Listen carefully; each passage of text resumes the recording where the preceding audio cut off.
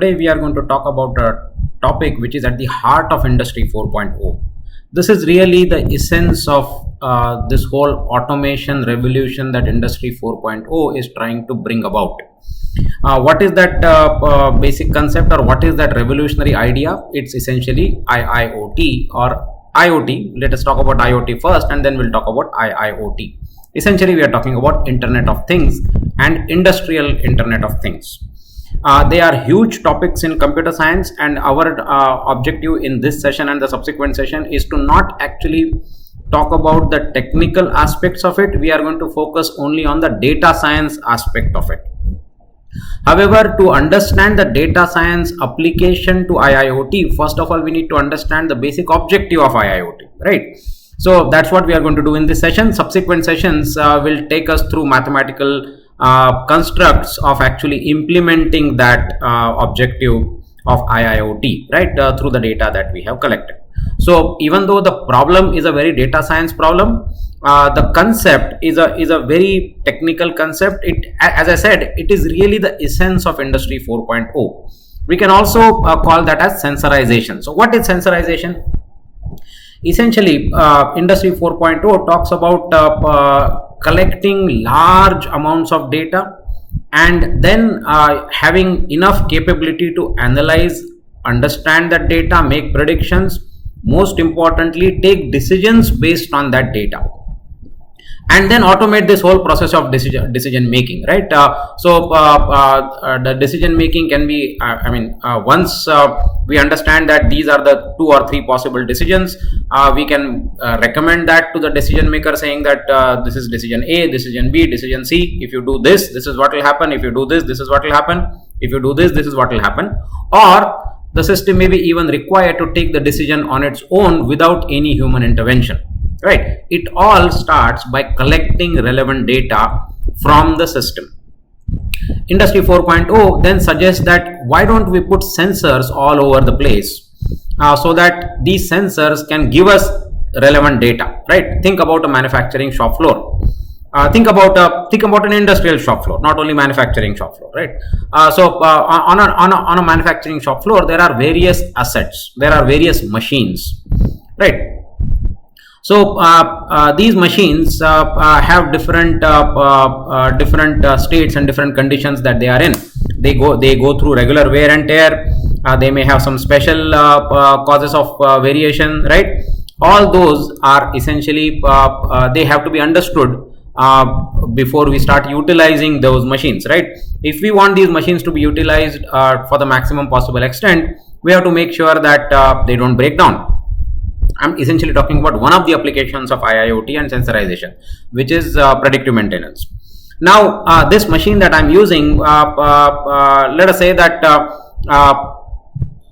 let us take a situation before Industry 4.0. So what would happen? There would always be an expert worker who is actually working on that machine, and the worker will understand the parameters, right? The worker will know when the machine is heating up. The worker will know when the vibrations of the machines are out of the pattern, right? They will know. So this worker, she will recommend us that, you know what, the machine is not behaving the way it is expected to. Let us take maintenance on this machine. Let us take the machine down. What if we don't have this kind of an expert worker who tells us what to do, right? So the alternative is essentially digitalizing this condition of the machine.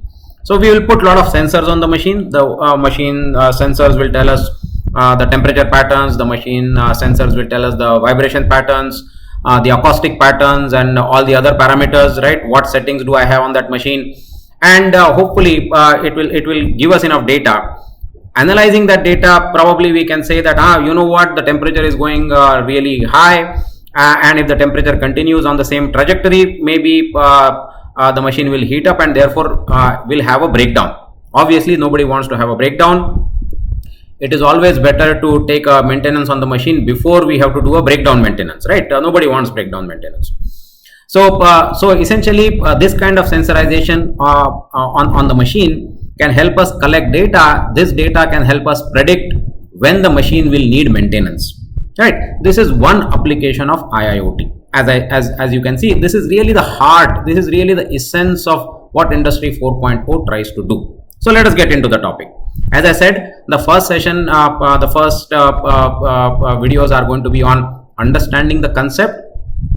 Then we will actually go deeper into this application that I have just now explained, predictive maintenance example that I have just now explained, and then we will assume that we have data that is collected from the sensor, and how do you predict using that, how do you forecast using that, and then take appropriate action, right? So that's how the flow will be. Let's get into the basic understanding of IoT, IIoT, sensorization, and its applications. So Internet of Things, right? What is IoT? IoT the term has been around for a long time. IoT is essentially a network of interconnected devices ranging from computers, electronic gadgets to vehicles to essentially all kinds of devices, all connected to the network, all connected to some server, right? So this is the basic understanding of Internet of Things. The term, as I said, has been around, right? The term itself is not new. If you go back to the first lecture that we had about the fourth industrial revolution, the actual concept of IoT is not a very fourth revolution idea. It has been around. The applications of IoT and the way it can be exploited is the new application, which now becomes the basic component of fourth industrial revolution. So essential idea is to have these products and devices connected to each other. They are connected over a network, they are connected to the internet, so that they can start talking to each other, they can start talking to the servers, hoping that I can improve not only the performances of these devices and the products, I can actually improve the performance of the overall system, right? That's the basic idea. So essentially, by connecting these devices to each other, we are making these devices smarter, right? Refrigerators are smarter nowadays, right? So depending on the usages, it can adjust the temperature. Depending on it can probably sense what kind of usage is going to be there. Have some prediction saying that, you know what, this guy uses refrigerators very low on weekends, probably because he is not at home on weekends, and therefore let me configure the parameters of my refrigerator so that I consume less energy on weekends, because I know this guy is not going to use the refrigerator on weekends, right? So that is essentially making refrigerator smarter, right? So that's what we are saying. Wristwatches connected to other devices. We all wear smartwatches which are connected to our phones, which are connected to other devices, right? Essentially bringing a network of these devices. Refrigerators connected to my phone, refrigerators connected to other devices, right? Television connected to my mobile phone, television connected to my smartphone, television connected to some device which helps me trigger things, right? So essentially everywhere we are building network of devices and making these devices smarter by helping them analyze each other's data, right? That's the basic idea. So that's what I said. So essentially, what does IoT do? IoT allows these devices to start exchanging data amongst each other, consume data, and all this can be done without any human intervention. I don't have to tell the refrigerator that I don't have to tell my mobile phone that, well, it has to talk to the refrigerator and get some settings changed, right? The refrigerator can know that, well, mobile phone is close by, therefore Rahul must be close by, and therefore I need to adjust my settings because he is at home and therefore he may be using the refrigerator, as against the refrigerator sensing that the mobile phone is not close by and therefore Rahul probably is not at home and therefore the usage is not going to be that high, right? All these things can be done. So essentially the idea is to get these devices on the network so that we can extract data from these devices, get this data on the cloud. Hopefully there is a data engine on the cloud which processes all this data and then essentially conveys the optimal decision that has to be taken by the device. As I said earlier, the refrigerator can understand my usage pattern and realize that on weekends the person doesn't use the refrigerator that often, right? So all these actions can be taken without any human intervention, without the need for any user setting these or touching these knobs, right? For example, smart homes, they are a reality today. Smart homes, we can control gadgets. We can control our TV by sitting in a different room. We can control water purifier by setting some thresholds, right?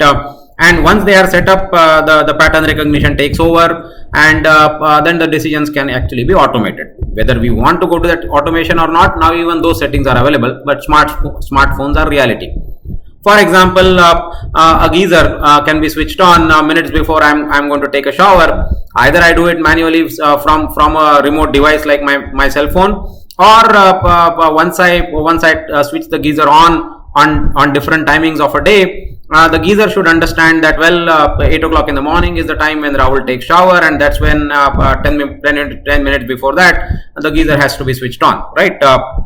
So all these things can be done once we make the devices smarter, once we connect these devices to each other over a network and connect them to a server which can actually process this data and get meaningful actions, meaningful decisions based on that data, right? So IoT, there are three types of IoT. We can think about consumer IoT, we can think about commercial IoT, and we can also think about industrial IoT. Okay, so commercial IoT, they have different audiences, they have different technical requirements, and they obviously have different strategies, right? Technical requirements of a consumer system is going to be very different from an industrial system.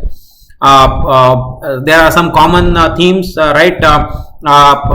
There is one big thing that we should be talking about, which is privacy, right? We are collecting data from these devices. Now the devices, if they are consumer devices, the user privacy, right? There is just too much of data. Alexa, for example, which is a very smart device which can be connected to other devices, Alexa collects a large amounts of data. Large amounts of data is collected. Now what about the privacy? Who has access to that data? The data may be in multiple forms. It may be textual data, it may be audio data, it may be video data, right? So all kinds of data, very detailed data is available. Therefore data privacy issues are very common, and they are not only common to consumers, they are common to commercial IoTs, and they are also common to industrial IoTs. Now industrial espionage is a very common thing. We know it has existed long before we made things digital. Now we are only making the job of the thieves very easy by keeping the data digitally available for any kind of theft to happen, unless enough care is taken that there are data security protocols, access controls, and so on, right? So there are certain things which are common to all the IoTs. Data privacy is one of them, right? The data storage mechanisms, right? Data retrieval mechanisms, the devices, right? However, there are certain things which are different for each of these IoTs. Audiences, the target audience is obviously different. The technical requirements may be different, right? For example, the kind of sensors that are needed to control my smart home are very different from the sensors that are required on a manufacturing shop floor, or for that matter, if I want to control steel making process, the kind of sensors that I will require in a steel furnace are going to be very heavy duty. They are not your common day-to-day usage sensors. The strategies, right? The business strategies. Essentially, not only is this a technical problem, not only this is a data science problem, this is actually a business problem. So, what kind of business strategies do we have that we are going to put IoTs to use, right? How are we using consumer IoTs? How are we using commercial IoTs? How are we using industrial IoTs? How is an organization building IoTs for its consumer? All right. So all that strategizing has to happen, and those strategies are going to be different depending on whether it is a consumer IoT that we are building, whether it is a commercial IoT that we are building, or it is a industrial IoT that we are building. Right. So it matters. Some things are common to the three IoTs. Some things are very, very different to these IoTs. Target audiences, very different, very, very different, right? So for example, the kind of data that I collect from industrial IoT is going to be essentially used to make process decisions, and those processes are industrial processes, which are very different. So probably the shop floor manager is my target audience when I'm building an industrial IoT. Whereas me as a person, me as a user is a target audience when I'm building a consumer IoT, right? So target audiences are very different. just to understand the differences between the three or amongst the three, consumer market. So consumer markets have more visibility, right? When we build consumer IoT, the visibility is quite large, right? Entertainment integrated devices, right? My speakers connected to my mobile phones, and in turn they are connected to a television. In turn, they are connected to my house lighting, right? Therefore, it senses that I'm watching a movie, and therefore adjusts the lights accordingly, right? All these are part of smart home solutions that are currently available in the market today, right? And they have a different market for it. They have a different consumer base for it. Different kinds of marketing strategies, different kind of pricing strategies, different kind of maintenance strategies, right? Commercial applications, on the other hand, commercial markets generally have high marketability because they have solutions which can be used by the consumers. So banking solutions, insurance solutions, financial services solutions, e-commerce solutions. One application of commercial IoT in e-commerce is very typical grocery, right? Why can't I have a sensor? Why can't I have a sensor on my milk container? And I say that the sensor can realize that I'm running out of milk and place the order for milk immediately. So I get the milk delivery in the next 2 hours, and I'm never running short on milk. Right. By the way, this is a commercial application because I'm talking about placing the order to a vendor and all that. An equivalent application in the industrial IoT will be, I keep track of my inventory, right? I keep track of my inventory. Therefore, I have sensors in my warehouse, and it understands the way I am consuming my spare parts. And as soon as the spare parts hit the reorder level, we have already discussed inventory optimization. So you know what a reorder level is. So the sensors actually can figure out when the spare parts are running low, immediately place the order to the vendor. The vendor takes her time to deliver the products, and by the time they deliver the products, I maintain enough inventory in my warehouse. So the trigger points, the reorder points are set up so that the cushions are available, so that I never run out of my spare parts, right? So that is a parallel application of industrial IoT for the same application. Right. When we talk about industrial IoT, we can talk about applications for small businesses, applications for medium scale businesses, applications for very large businesses. Right. Industrial IoT itself can then be classified in 3 parts: small, medium, and large businesses. When we talk about enterprise IoT, or when we talk about industrial IoT, that is not the IoT of the original sense. That is what is called as IIoT, right? IIoT, which is Industrial Internet of Things. Different in some ways, very similar to IIoT in some other ways. What is different? Essentially, what is different are the devices that we are connecting to each other, right? The network of things that we are building on an industrial scale is very different from the devices that we are connecting for the consumer usage. Very different. As I said earlier, for my personal use, I may want to connect my television to speakers, to mobile phone, to lighting. That's one network to be built on industrial scale. I want to build I want to connect my warehouse sensors to my machining centers, right? From my machining centers to my inspection centers, from my inspection centers to my truck delivery, right? So everything is streamlined. So devices automatically know when they are needed. Devices can automatically take decisions, right? So how is industrial Internet of Things different from Internet of Things? They are different because of the network of devices that I am trying to build. However, the underlying idea is still the same. What am I trying to do? I am trying to make sure that these devices become smarter. These devices are able to exploit data amongst each other. Right, these devices can actually be connected to the server, which can do the data analysis and then find the optimal actions to be taken, convey those optimal actions to each of these devices, and these devices can then change the settings on its own without the user having to turn the knobs. Right, in those aspects, the underlying requirement, the underlying objective is still the same, whether I'm talking about IoT or IIoT. So, what is the objective? Objective is to increase efficiency and productivity through automation, right? We can also talk about, as we spoke about earlier, when we say particular applications of IIoT like predictive maintenance, in addition to talking about increased efficiency and increased productivity, we can also focus on things like increased availability, right? When I talk about using sensor data to understand when to put the machine under maintenance, I'm essentially making sure that the availability of the machine is increased, because everybody knows that the downtime, the breakdown maintenance, always takes longer time than predictive maintenance, right? Predictive maintenance is when I'm taking the machine because I have already predicted that there are going to be problems even before the problems hit me, right?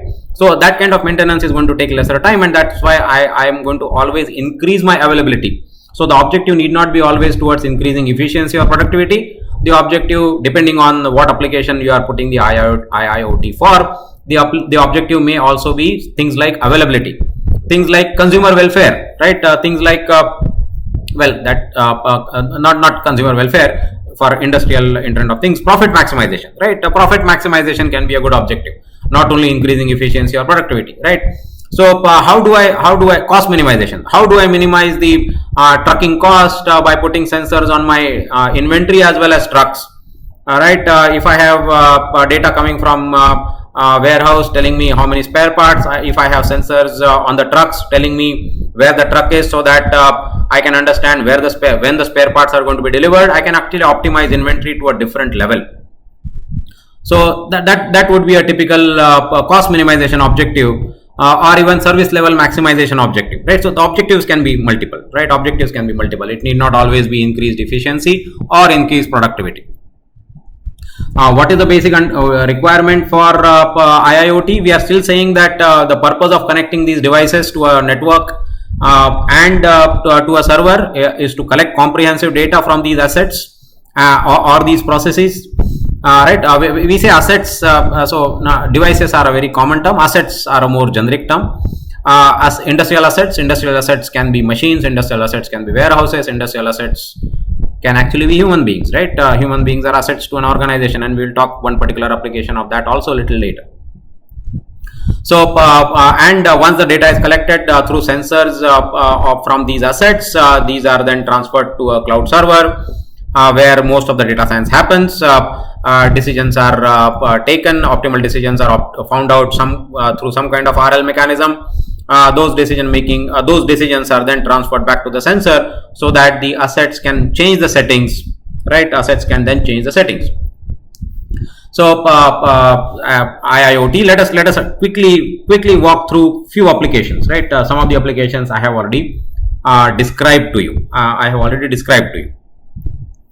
So inventory, right? How can IIoT optimize inventory for us? As we said, every spare part in my warehouse can have an RFID tag. By that way, every piece of inventory in my warehouse, every piece of inventory in my manufacturing shop floor can be tracked. I know exactly where my inventory is lying, right? Whether it is lying in the warehouse, whether it is lying in the inventory shop floor, whether my inventory is lying on the shop floor, whether it is actually moving in the transit. I will know once I have RFID tag. I have mechanism to read that RFID tag. Therefore, I will exactly know what inventory piece is where. Why do I need to track it? I need to track it for multiple reasons, right? What is the purpose of inventory? Purpose of inventory is to make sure that my production never stops, right? I never run dry, right? That is one of the purposes of keeping inventory. Once I understand where my inventory is and how my inventory is moving, I have to make sure that the route that the inventory takes is optimized, so that inventory is available exactly when it is needed and exactly where it is needed, right? So when, where and how much, all three can be optimized once I have an understanding of where my inventory is, right? So if I know that this machine is going to need 3 parts at 7:30 a.m., I can then design my route in such a way that there is some inventory available to that particular machine at 7:30 a.m. Right? Some through RFID we can definitely improve inventory efficiency, right? So all these we can track the location of the spare part, we can track the movement along the supply chain, right? And we can actually understand the real-time statuses, right? So let us say that the vendor has shipped the new lot of inventory. Now, if I can track those RFIDs and I have sensors on my truck, I will know exactly where the truck is. Therefore, I will know exactly when the truck is arriving to my warehouse, and therefore I will exactly know when am I going to get the inventory. So I don't have to rely on the vendor anymore. The vendor may say, I sent that inventory yesterday. I don't have to rely on that. I can read my RFID tags on my own. I can get the data from the sensors on my own, and I can actually prove the vendor wrong, saying that, well, you told me that you have sent the truck yesterday. The truck is still sitting in your in your yard, right? So all this is possible through IIoT implementations, through sensorization. Right, as I said, by tracking the speed of movement, traffic flow of raw material, we can actually understand when are we going to get them, and this helps me plan my inventory better, right? We told you that inventory is needed to make sure that I don't run dry, but at the same time, in the last sessions, we have also seen that too much of inventory is also bad, right? Many times I have to carry excess inventory because I have to account for uncertainties in the process.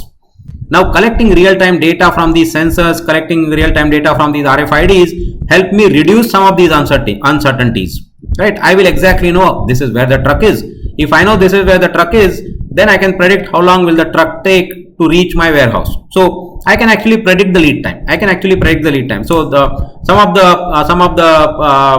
stochasticity in lead time can actually be reduced. If I can reduce the stochasticity in the system, I can actually make do with less inventory available in hand, right? So therefore less capital locked up, and you know all the advantages of carrying less inventory. So first application of IIoT in inventory. Secondly, smart metering, right? Not only can I track inventory from my manufacturing shop floor, I can track utilities in a very smart way. So I can have sensors on my water taps and my gas tanks. Therefore, I will exactly know how much fuel am I consuming, how much water am I consuming, how much is my electricity consumption, and therefore plan accordingly, right? Essentially, these are all very scarce resources: fuel, water, electricity. They cost a lot, and therefore, if smart sensoring can help me reduce the consumption of these scarce resources, it can always help me save a lot of money. So essentially this kind of smart metering will help me achieve cost minimization. It can also help me do things sustainably, right? Not only reduce the consumption of water because I want to reduce cost. I may want to reduce consumption of water because it is a good practice to do so, right? So putting sensors on utilities help me track the consumption. Not only track the consumption of these resources, but also over a period of time have a policy for effective utilization of these scarce resources. Third application is quality control, right? Very common. This is where the term prognostics comes. Prognostics. Right, prognostics. So what is prognostics? We have been monitoring quality of the processes even before digitalization, even before fourth industrial revolution. As we have been tracking quality, of all the products and processes. Right, this has been happening for the last 5,000 years. However, this has been a very manual process. This has been a very sequential process. So first we do raw material testing, then we have some processing, right? Even if you say that I'm simply making a burger, right? How does a burger outlet control quality? They will make sure that the bread quality is tested. They will make sure that the vegetables are tested. The veg patty that is going to be used, that is tested. So raw material testing has to happen. Then they will actually start making the burger. During the burger, they will make sure that there are some quality checks available. This has to be done. This has to be done. This need not be done. Once the burger is produced, they will have some quality checks on the burger before it is delivered to the customer. So we have been doing quality control, a very traditional, very sequential process. Now, application of IIoT can actually automate some of these things, right? So it can through some thermal sensors, through some video sensors, I can actually collect video data and actually analyze the video data to understand what is the quality of my raw material, right? So I don't have to actually spend time at the quality control desk. When the raw material is moving, a simple video camera can capture the data that can help me understand the quality of the raw material. Right, when the product is actually getting manufactured, I may have different sensors on the machine which tells me the in-process quality control, right? In process, when the manufacturing is happening, right? For example, let us take an example of robot painters, right? Today, most of the cars are painted by robots. There is no human worker there in the paint shop. That mostly true, right? So there are essentially robots which are pre-programmed, and they deliver the amount of paint in a particular way. There is a particular sequence that each robotic arm has to follow, right? So there is a process, right? Now, in addition to automating the path that has to be followed by the robotic arms, and always remember, there is not a single robotic arm. There are always multiple robotic arms to increase the efficiency of the paint shop, right? So each robotic arm has a different path. That is the process part. Now you can actually implement the quality control part. Right? Now you can have various kinds of sensors to actually make sure that the robotic arm is delivering the paint layer the way it is supposed to be done, right? So you can actually do in-process quality checks by sensorizing, by implementing these devices which can send data which can then be analyzed, right? The next application is okay. Why is this prognostics? Prognostics, because I actually understand. I want to do a prognosis on the data that I have, right? I should not have to throw the product after the product is manufactured, realizing that the product was of bad quality. If the product is getting manufactured at a bad quality level, I should be able to stop, correct myself during the process rather than when the process is over. The next application is predictive maintenance. We have spoken about this earlier also, right? Typically maintenance is time-based thing, right? Most of the assets on a manufacturing shop floor, there is a very typical maintenance schedule, right? The plant is under shutdown, right? Shutdown. When I used to work personally for an organization in process industry, we used to have annual shutdown, right? We used to have annual shutdown. What is annual shutdown? My plant will be shut down for 5 days in 1 year, and that's when we will overhaul all the assets, make sure that all the pumps are aligned, all the compressors are retuned, all the critical valves are cleaned, right? So essentially, do these preventive activities. But that is still preventive activities, right? Why can't I move from preventive activities to predictive activities? So as I said earlier, why can't I put sensors on my pump, and every time this sensor is essentially sending me vibration data. Now vibration data, why can't I collect the data? And actually predict that the vibration is going to go out of bound at this time, and therefore I need to take a shutdown before that happens, right? So it may not be an annual event, right? It may depend on the usage. In this particular month, if I did not utilize the pump that much, therefore the wear and tear must not have been that much. However, that is not accounted for when I take a preventive maintenance. Preventive maintenance, as I said, is an annual shutdown, right? An example is fixed frequency shutdown. So general statistics is that 18% of the equipment failure is because of the age, because of the wear and tear, and 82% of the failures happen randomly, right? So if I do a fixed frequency shutdown is the example that I told you earlier. Every 6 months I'll take a downtime. Every 1 year I'll take a downtime. That is not condition based downtime, right? That is still a fixed frequency shutdown. Now sensorization can actually help me. Monitor the operating equipment, monitor the condition of the asset, do all kinds of analytics.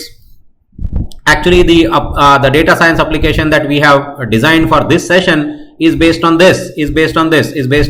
temperature data, and we say, well, if the temperature is going out of bounds, now what is out of bounds, right? So that data science has to tell us when is the temperature going to go out of bounds.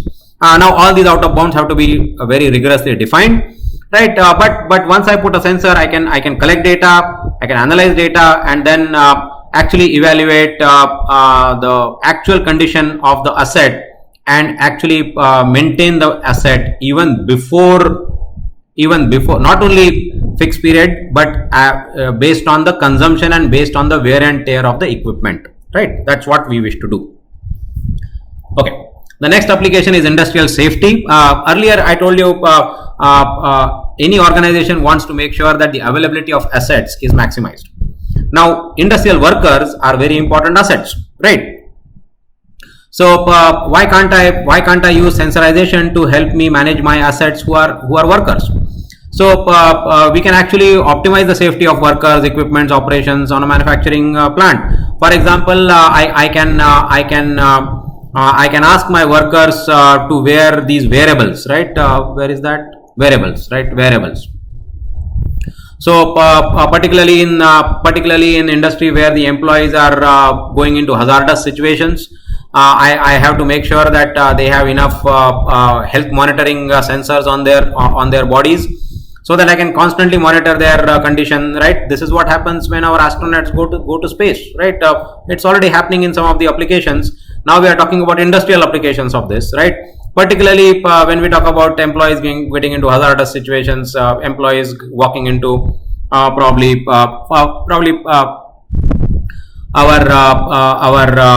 fire station heroes, right? Essentially people who are firefighters, right? So these variables can actually help me monitor the health of my assets, which are human workers, and make sure that I keep these assets in good health, right? So similarly, the machinery damage can be tracked. Similarly, vehicle mishaps can be tracked. Similarly, worker absences can be tracked by making sure that the focus is on safety, right? Focus is on safety. So by sensorizing various kinds of assets, I may actually be able to maximize my safety, maximize my availability of these experts, so that they are able to perform their objective, the stated objectives, right? Let us come to 7 principles, and that is really the last thing I want to say in this session, right? So 7 core principles of what IoT is able to achieve, or what IoT is about. So earlier, before we sensorized everything, we had all kinds of analog data, right? Light data, sound data, temperature data, voltage data, moisture data, vibration data, all that used to be analog form. One big change that has happened in the 4th industrial revolution is that we are able to convert this analog data into digital data, right? Because who can analyze analog data? As I told you earlier, there is an expert worker. She puts a hand on the machine and she'll say, you know what, today's vibrations in the machine are different than what I felt yesterday. Probably the machine is behaving differently. Now, who has that kind of resources working for them, right? Very difficult to find such an expert resource available. Once I digitize this data, once I digitize the vibration data, send it to a server, let that server analyze. Let that server analyze and tell me whether there is an anomaly in the time series that I have sent. Right? Digitization, therefore, is the first step towards analysis in an autonomous way. Right? Otherwise, we'll be relying only on human interventions. So the big push in the 4th industrial revolution is to convert this data to a digital format. Second thing that differentiates the previous industrial revolutions from this is constant connection. We are talking about constant monitoring of assets, constant maintenance, constant motivation for our actions, right? So essentially, we need this connection 24/7, right? 24/7. We are not allowed to have a blind spot anywhere, right? Constant connection. That is the need of the hour. We want data in real time, right? So that I can take actions in real time. I don't want to understand that my machine had more vibrations yesterday. What is it? What good is it going to do me? Probably because of more vibration, the machine has already failed. If the machine is going to have more vibrations, I would like to know today if the machine is going to have vibrations tomorrow, right? More vibrations tomorrow. If the temperature of my compressor is going to go up because of high pressure or something, I would like that to be forecasted beforehand, right? Not only I want real-time data, I actually want forecasted data so that I can take actions on it, right? So data information should be available in real time so that the decision making can be in real time. Decisions cannot have lag. And once I digitize the data, once I have data coming to me constantly data, I have data coming to me in real time, I can do my analysis round the clock and essentially draw better insights, right? Better insights. I can always go back, look at the archival data, understand the patterns, right? This is what the machine was behaving last week, this is what the machine is behaving this week. Can I compare the two time series and understand what better, how is the machine behavior different, right? This was my product quality last quarter, this is the product quality this quarter. Let me compare and analyze what went wrong, what went right, what was I doing correctly last month, what am I doing correctly this month, right? All this, the kind of insights that I can draw because I have a large variety, large amounts of data, is really amazing. Next is immediacy versus depth. Whether I want these insights immediately or I want deeper insights, right? There is a trade-off, right? If I want some quick decisions to be taken, that means I want immediate insights, right? Quick analysis can be done, so I want the server to throw me some results quickly. But deeper insights can be drawn only if I have enough data, right? So for that to happen, I may have to wait for longer time. I may have to allow the server to run very, very complex algorithm which may have some lag. Today, because of the computational power, this gap is actually bridging, but there is always going to be some gap. For example, some insights can be drawn only when you have sufficient amount of data available to you. Now, these insights cannot be done quickly, right? You just have to wait for the data to be accumulated, and only then these algorithms can help us with deeper insights. So there is always going to be the trade-off between how immediately do you want the results or how deeper do you want the results. Yes. What is shift left, right? Shift left is now.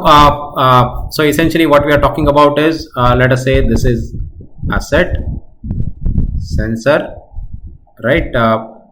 This is the server, right? And then there is a human decision making, right? So let us say this is the chain. Assets, I collect data from them through sensors. Sensors transfer the data to servers. Servers analyze the data, process the data, tell me these are the optimal actions, and then human beings are taking these optimal actions. Shift left essentially means that I need to take these decisions as left as possible. I'm sorry, I don't have the diagram. I removed the diagram, so I'm sorry for that. But this is essentially the diagram.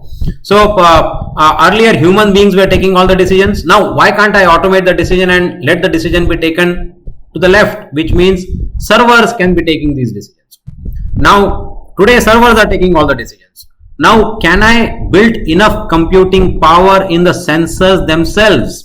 Why do the sensors have to send data to servers and do the data analysis at the server level? Why can't the data analysis be done at the sensor level itself? Why can't my sensor itself be capable so that it can analyze all the data? Therefore, I cannot use a common off-the-counter sensor. I may have to use really sophisticated sensors.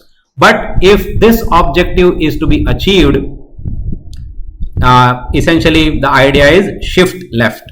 So the decision making capability has to become leftwards. It has to go away from human decision making to the servers taking autonomous decisions, to sensors analyzing the data, and they themselves are able to take decisions. That is what we mean by shift left.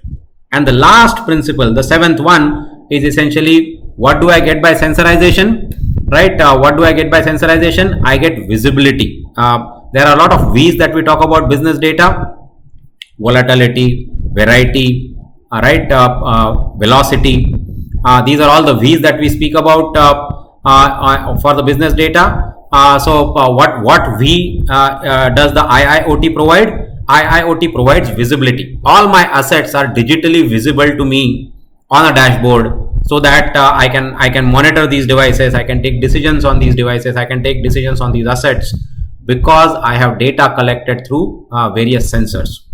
So this is where I will stop. The application that we have designed for this is a situation where we say that a sensor has already collected data for a particular asset, temperature data, and then how to draw predictions, how to forecast future temperature values, and therefore draw predictions is what we are going to see on the data science part of this topic. So let me stop here, and I will direct you to the future sessions that we are recording. Thank you.